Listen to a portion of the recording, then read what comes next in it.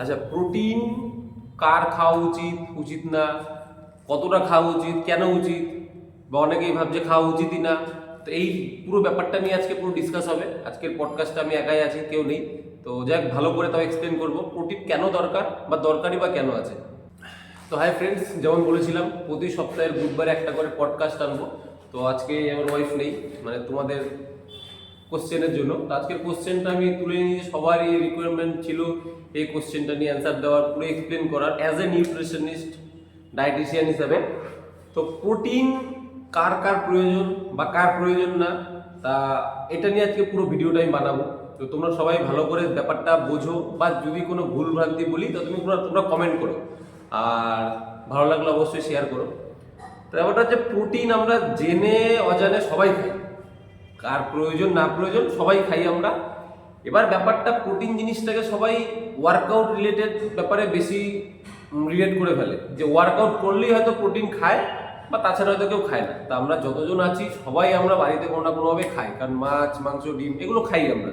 বাকি পেছনে যে সাপ্লিমেন্টস দেখছো, এগুলো হচ্ছে সাপ্লিমেন্ট, মানে হচ্ছে তোমার রিকোয়ারমেন্ট যেটুকু প্রয়োজন সেটুকু আমরা নর্মাল ডায়েট থেকে নিতে পারছি না, তখন আমরা এগুলো অ্যাড করি। বা কারো রিকভারি স্লো হচ্ছে, বা কারোর একটু ফাস্ট কিছু দরকার, কোনো প্রসেস ফ্যাট লস হোক, মাসেল বিল্ডিং, তখন এগুলো ইউজ করা হয় সাপ্লিমেন্ট।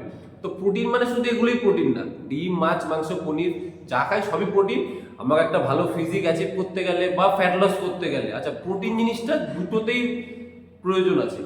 ফ্যাট লস করতে গেলেও প্রোটিনের প্রয়োজন আছে, মাসেল বিল্ডিং করতে গেলেও প্রয়োজন আছে, মাসেল বিল্ডিং বেশি প্রয়োজন আছে, এই যা। আচ্ছা, ব্যাপারটা হচ্ছে তুমি জিম করলেও প্রোটিন প্রয়োজন, ওয়ার্কআউট না করলেও তোমার প্রয়োজন। কারণ বডি রিকভারির জন্য প্রোটিনটা খুব একটা এসেন্সিয়াল জিনিস। প্রোটিন তোমায় খেতেই হবে, বা খাইও আমরা। এবার আমরা প্রয়োজনটা বুঝি না, যে কতটা প্রয়োজন বা কতটা প্রয়োজন না। এবার যারা ওয়ার্কআউট করে তারা একটা ইন্টেন্সিটিতে ওয়াইজ ওয়ার্কআউট করে, সেই ইন্টেন্সিটি ওয়াইজ একটা প্রোটিন রিকোয়ারমেন্ট প্রয়োজন হয়। এবার অনেকেই বলবে যে হ্যাঁ, আমি তো এত বছর ধরে ব্যায়াম করি, আমি তো ডিম খাই, চিকেন খাই, বা একটু ছাতু খাই, বা এটা খাই, সব কিছুতেই প্রোটিন আছে। ব্যাপারটা হচ্ছে তোমার বডি কতটা অ্যাবজর্ব করতে পারছে, কতটা তুমি ইন্টেন্সিটিতে ওয়ার্কআউট করি, ততটা তুমি ওয়ার্কআউট করছো, ততটাই তুমি ডায়েট নিতে পারছো কিনা, বা ডায়েট থেকে তোমার প্রোটিনটা পূরণ হচ্ছে কিনা। এবার না আমি বুঝতে পারবো তোমার কতটা প্রোটিন নেওয়া উচিত বা উচিত না, বা তুমি বুঝতে পারবে যে আমি তো প্রোটিন সেমন খাই না, তাও তোমার বডি হচ্ছে। বডি সবার হবে। এবার এর জন্যই আমি যখন নিউট্রিশনের কোর্সটা করলাম, তখন একটা মেজারমেন্ট বুঝলাম যে কতটা প্রয়োজন। এক্স্যাক্ট কোনো কিছুই নেই যে এতটাই প্রয়োজন, এতটাই খেতে হবে, না হলে এটা হবে না, বা তোমার ফ্যাট লস হবে না, বা মাসেল বিল্ডিং হবে না। সবকিছু এক্স্যাক্ট যে কম বেশি একটু হবে। তো ফ্যাট লস করতে গেলেও আমার প্রোটিন দরকার, সবার প্রোটিন দরকার। ফিটনেস একটা ভালো অ্যাচিভ করতে গেলে সেটার জন্য প্রোটিন দরকার। তাহলে তুমি মাছ মাংস ডিম যাই খাও। আচ্ছা, শুধু মাসেল রিকভারির জন্য না, হেয়ার, স্কিন, নেলস এগুলোর জন্য প্রোটিন প্রয়োজন। অনেকের দেখবে হেয়ারে একটু প্রবলেম হয়, খুব ইন্টেন্সিটি ওয়ার্কআউট করছো, প্রোটিন যদি ঠিকঠাক না পাও, তখন তুমি কিছু সিমটম বুঝতে পারবে। নেলসে কিছু প্রবলেম আসতে পারে, হেয়ারে, স্কিনে, প্লাস রিকভারি, তোমার ঘুম ঠিকঠাক হবে না, এনার্জি মানে লেথার্জি টাইপের জিনিস লাগবে তোমার, সারাদিনই মনে হবে যেন শুয়ে থাকি। তুমি ভাববে আমি তো ডায়েট ঠিকঠাক নিচ্ছি, তাও কেন এমন লাগছে। তখন ব্যাপারটা হচ্ছে, তুমি যেই ইন্টেন্সিটিতে ওয়ার্কআউট করছো ততটাই প্রোটিন তুমি নিতে পারছো না, বা নিলেও যতটা বডির ক্লিন প্রোটিন দরকার। তারপর আজকে তুমি 4-5টা ডিম খাবে, একটা ডিম 4-5টা ডিম খেয়ে পুরোটাই অ্যাবজর্ব করা সবার পক্ষে সম্ভব না।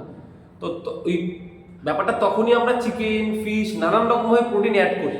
ফ্যাট লসের ক্ষেত্রেও তাই।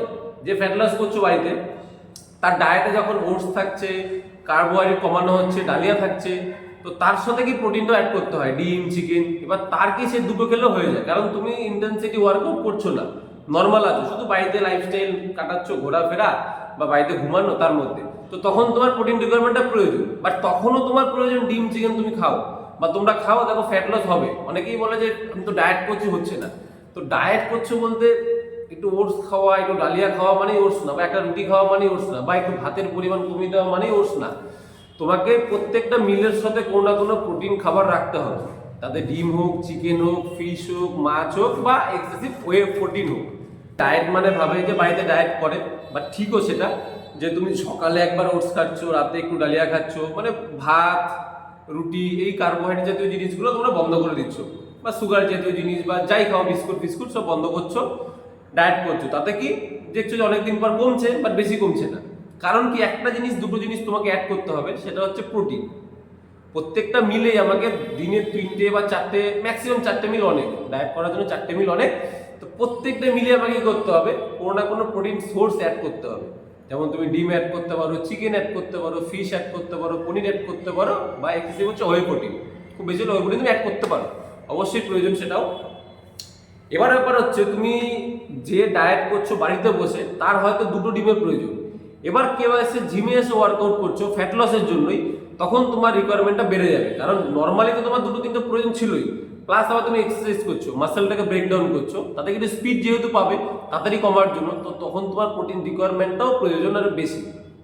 তো এই জিনিসটাই বোঝার জন্য হচ্ছে অনেকে পার্সোনাল ট্রেনিং আন্ডারে থাকলে কি, তখন তোমার ট্রেনার তোমাকে সাজেস্ট করতে হবে তোমার কতটা প্রোটিন নেওয়া প্রয়োজন। বাট প্রয়োজন সবার। আজকে যে বাড়িতে বসে ফ্যাট লস করতে চাইছো, বা জিমে এসে ফ্যাট লস করছো, মাসেল বিল্ডিং করছো, বা কেউ কিছুই করছো না, তারও প্রয়োজন না হলে এসবের কারণ আমাদের প্রোটিন, ফ্যাট, কার্বোহাইড্রেট এসব ঠিকঠাক থাকছে না দেখেই নানান রকম প্রবলেম হচ্ছে বডিতে। কারোর সুগার ব্যালেন্স থাকছে না, কারোর থাইরয়েড, কোলেস্ট্রল, নানান রকম প্রবলেম দেখা যাচ্ছে। তো সব কিছুর জন্য কি প্রোটিনটা ব্যালেন্স মতো প্রয়োজন, যেটা অনেকে ভাবো যে হ্যাঁ আমি তো ব্যায়াম করছি না, বা আমি তো বাড়িতে বসে ফ্যাট লস করছি, আমি তো আয়রন বা কোনো রকম ওয়ার্কআউট কিছু করছি না, আমার হয়তো প্রোটিন জাতীয় বা প্রোটিন প্রয়োজন না। তারপরে প্রোটিন সবার প্রয়োজন মোটামুটি বোঝাতে পারলাম যে কার কার প্রয়োজন বা কার কার প্রয়োজন না। প্রয়োজন তার মানে সবার, এমন কেউ নেই যার প্রয়োজন নেই, প্রয়োজন সবার। রোগী, সুস্থ, ছেলে মেয়ে, মোটা রোগা যতজন আছে সবার প্রয়োজন। বাট এক একজনের রিকোয়ারমেন্টটা হচ্ছে এক এক রকম, প্রয়োজনটা এক এক রকম, আর প্রোটিন সোর্সটাও এক একজনের এক রকম। কারণ আজকে কারোর কোলেস্ট্রল, কারোর থাইরয়েড, নানান রকম প্রবলেম, তো নানান রকম প্রবলেমের জন্যই প্রোটিন সোর্সগুলো তখন চেঞ্জ হয়ে যায়। কারোর তখন এই মটন বন্ধ থাকে, কারোর তখন ফিশ বন্ধ থাকে, কারোর ওয়ে প্রোটিন বন্ধ থাকতে পারে, কারোর যে এগস বন্ধ থাকতে পারে। তো এইগুলো ভিডিওতে বোঝানো সম্ভব না, কেউ ডায়েট চাপ নিলে তখন সেটা বোঝানো যায়। বাট প্রোটিন সোর্সটা সবার প্রয়োজন। তো আশা করি ভিডিওটা বোঝাতে পেরেছি মোটামুটি তোমাদেরকে। তো যদি ভালো লাগে অবশ্যই শেয়ার করে দিও, বা যদি কোনো রিকোয়ারমেন্ট থাকে কমেন্ট অবশ্যই করো যে এই জিনিসটা দাদা কি ব্যাপারটা বুঝতে পারিনি বা কিছু। তো বাই বাই।